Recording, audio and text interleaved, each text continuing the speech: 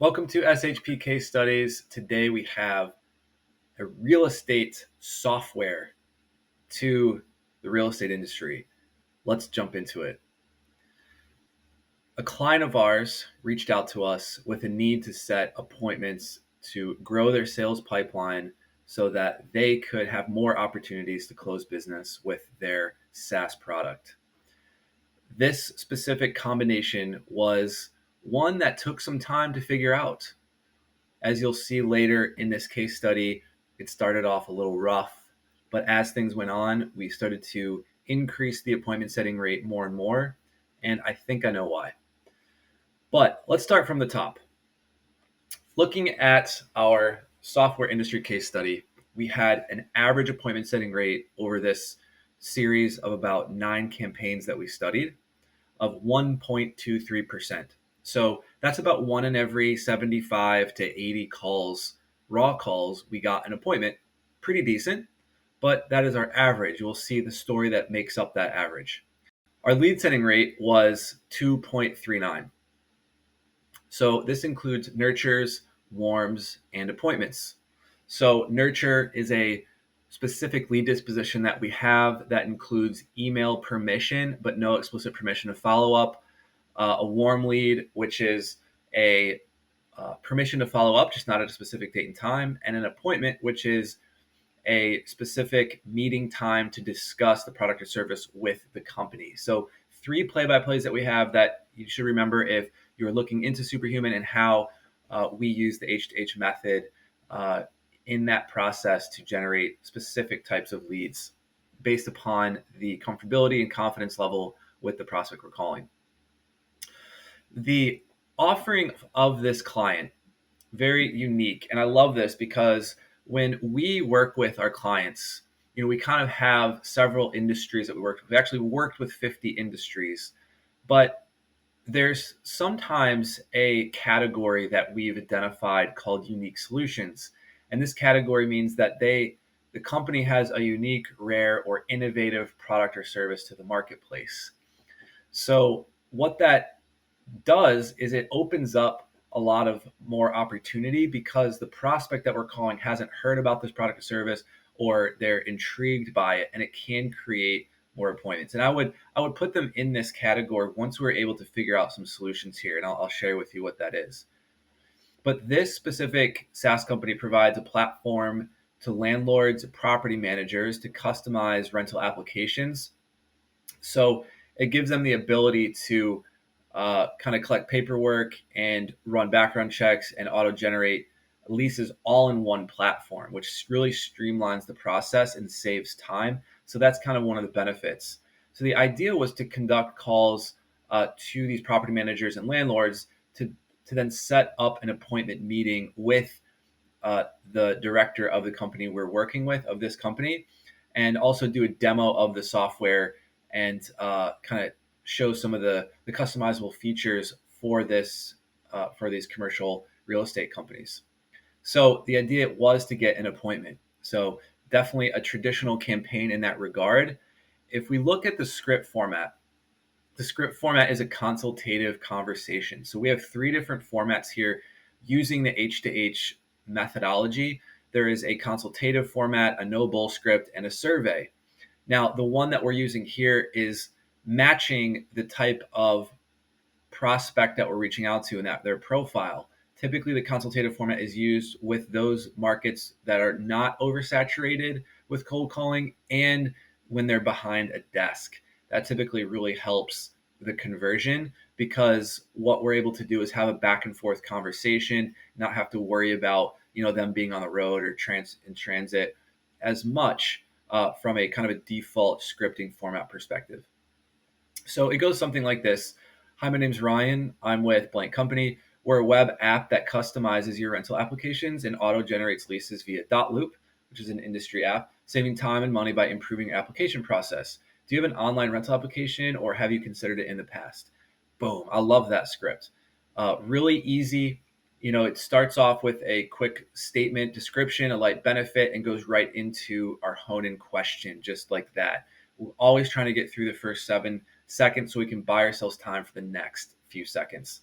So the idea is I love it because it's very quick and to the point, and it's a very strong opening question that, regardless of what is said by the prospect, we're always going to be able to move the needle down the move the needle on our conversation side. It's going to go in a direction that makes sense, regardless of what they say, yes or no. And that's called a balanced question. We use that in our hone in because a balanced question is one where it doesn't open up a can of worms too much. Because if I were to say, hey, what are you doing now with your rental applications? How do you go about your rental applications? I mean, it could open up a whole can. I would have to reel that back in.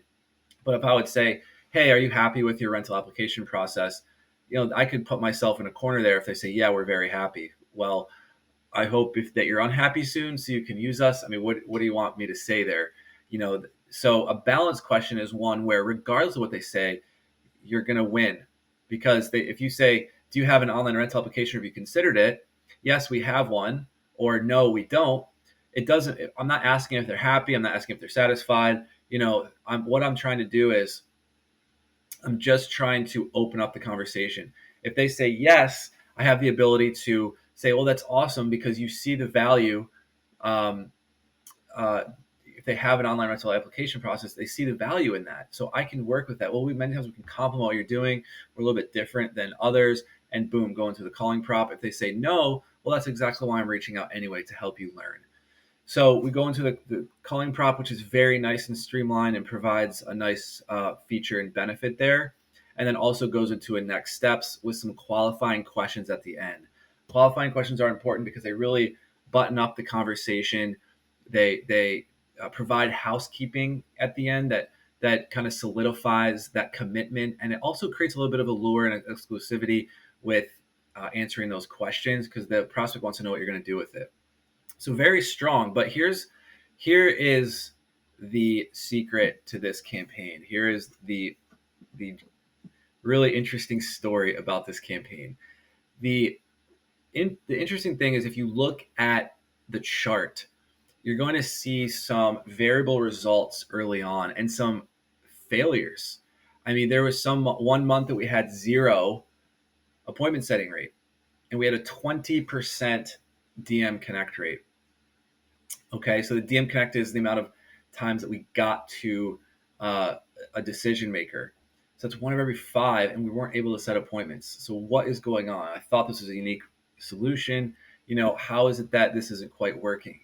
Well, you can see towards the end, we really started to ramp up the results. It was stayed over a 1.24%, the remaining last 3 in this study.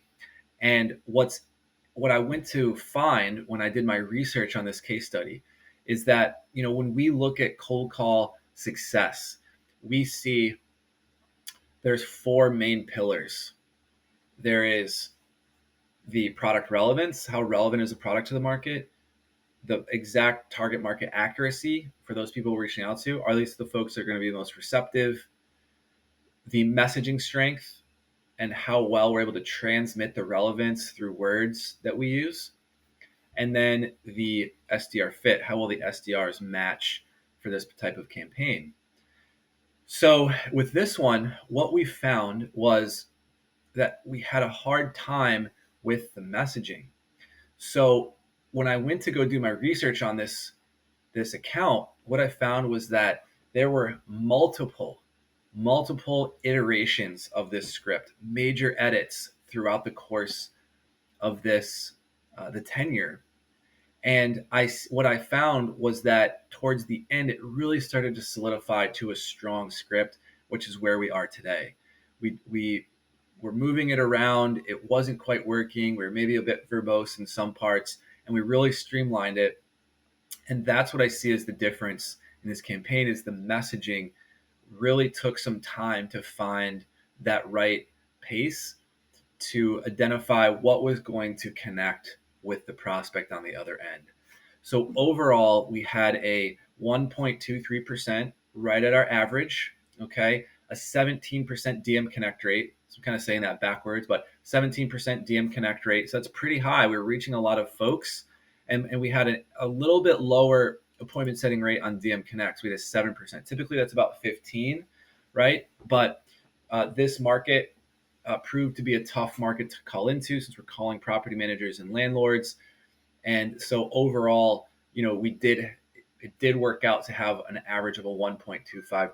So really interesting campaign, one that does have a lot of lessons in it to get that messaging early and to figure out what it is that's going to connect with those prospects to have sustained success in cold calling efforts. Are you a company that wants to grow their sales pipeline but don't know how to do it outside of cold email, inbound, and normal channels? Consider SHP. We provide cold call appointment setting and sales development services to generate leads and appointments outbound for your sales pipeline so you can have control over your sales destiny. Give us a call at the number provided or reach out to us in any way. We're happy to chat with you about how we can cold call and generate leads so that you don't have to. Be excited to do the work for you and can't wait to hear from you.